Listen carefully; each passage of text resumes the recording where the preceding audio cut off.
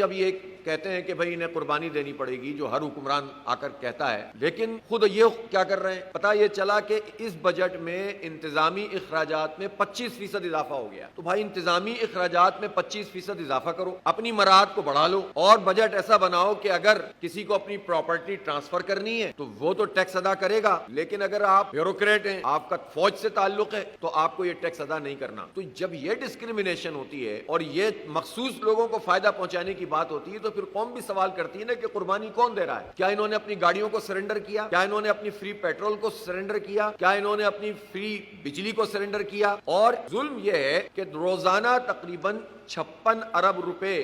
یہ بورو کر رہے ہیں، یہ قرضہ لے رہے ہیں مختلف بینکوں سے، اور آپ کو معلوم ہونا چاہیے کہ صرف آئی پی پیز کی مد میں پچھلے 10 سال میں 8,344 ارب روپے یہ، اور اسی طرح سے اگر آپ دیکھیں گے کہ آئی پی پیز کی مد میں جو قوم نے بھگتا ہے وہ 42 ارب ڈالر پاکستان کے عوام نے وہ پیسے ادا کیے ہیں ان آئی پی پیز کو، کہ جو کیپیسٹی چارجز کے نام پر ان کو دیے جا رہے ہیں، اور یہ پیسے ہم سے ٹیکسوں میں وصول کرتے ہیں، بجلی کے بلوں میں وصول کرتے ہیں، پیٹرول کی لیوی میں وصول کرتے ہیں، اور اب تو آٹا اور چینی اور دال اور چاول اور گھی، اس کے اوپر جو بنیادی ضرورت کی چیزیں ہوتی ہیں ایک آدمی کی، اس کے اوپر وصول کرتے ہیں۔ تنخواہ دار طبقہ بل آ رہا ہے، 375 ارب روپے تنخواہ دار طبقہ انہیں ٹیکس جمع کرایا، انکم ٹیکس۔ جاگیرداروں پہ ٹیکس نہیں لگاتے، اور انہوں نے یہ زرداری صاحب فرما کر گئے کہ ہماری سمجھ میں نہیں آتا۔ ہمارے کچھ دوست یہ کہتے ہیں کہ جاگیرداری تو ٹیکس دے رہے ہیں، تو میں ذرا پوچھنا چاہتا ہوں زرداری صاحب، آپ کی اپنی جو زمینیں زرداری فیملی کی یا بھٹو فیملی کی، اس پہ آپ نے پچھلے سال کتنا ٹیکس دیا ہے؟ ذرا قوم کے سامنے تو لے کر آئیے، پتہ چل جائے گا کہ